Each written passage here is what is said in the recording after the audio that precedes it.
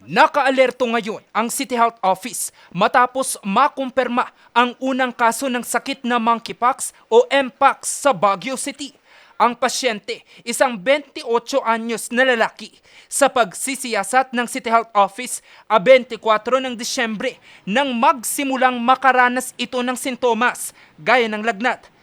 Pagsapit ng ika-28 ng Disyembre, dito na nagpakita ang mga rashes o butlig sa iba't ibang bahagi ng kanyang katawan. Namamagari ng kulani ng pasyente hanggang sa nagkaroon na rin ito ng pananakit ng katawan. Well, it is of course alarming because we have the first case of Mpox here in the city of Baguio, but no contacts whatsoever, and this patient has resolved blisters already, recovering already. So that's one indicator na buti nagre-recover siya, na-resolve yung kanyang symptoms, at we're doing well with that. Ados na ng Enero nang magpasuri at ma-admit sa isang pribadong ospital sa Baguio City ang pasyente. Enero 6 nang kunan siya ng dugo at swab test. Ang specimen agad na pinadala sa Research Institute for Tropical Medicine o RITM. Ang resulta natanggap Enero 15 at dito lumabas na positibo ang lalaki sa Clade 2 variant ng Mpox. Sa contact tracing na isinagawa ng City Health Services Office, lumalabas na walang travel history ang pasyente. Pero napag-alaman ng isa pang kasama nitong lalaki sa bahay. Nauna na palang nagpakita ng sintomas. Agad naman daw itong gumaling. Pero posible raw na nagkahawaan ng dalawa. Yung first case of Baguio, actually contact siya ng presumably hindi siya yung index case, so meron siyang partner who had an earlier symptoms, third week of December, and just one blister on the legs, and then nawala din, so he recovered, and then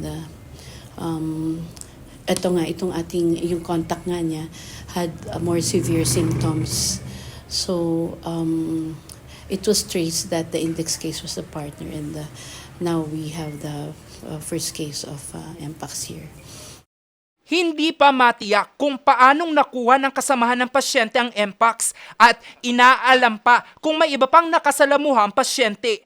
Sa ngayon, unti-unti na raw nawawalang butlig sa katawan ng pasyente habang nagpapatuloy pa ang pagpapagaling nito.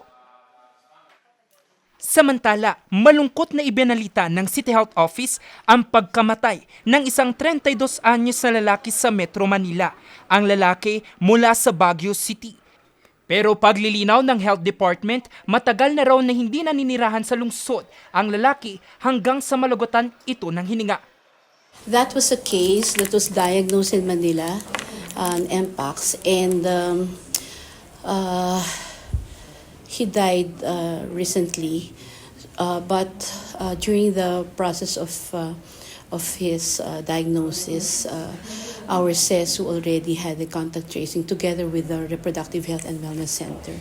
So the two contacts that were who were recognized, who were identified, are asymptomatic, and they have passed the incubation period already. So, but still, we are still monitoring them, and they are also taking precautions.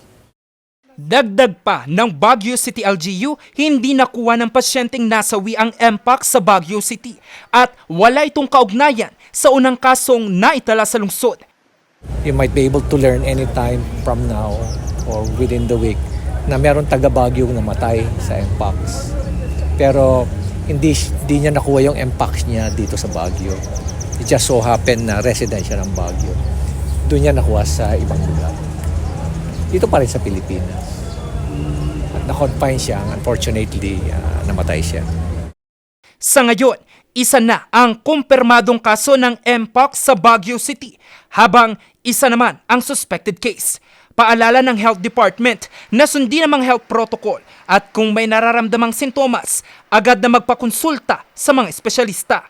Ang Mpox ay naipapasa sa skin-to-skin contact gaya ng pakikipagtalik, mouth-to-mouth contact gaya ng pakikipaghalikan, paghawak sa mga bagay na kontaminado ng Mpox virus. Jose Robert Inventor, Orange News.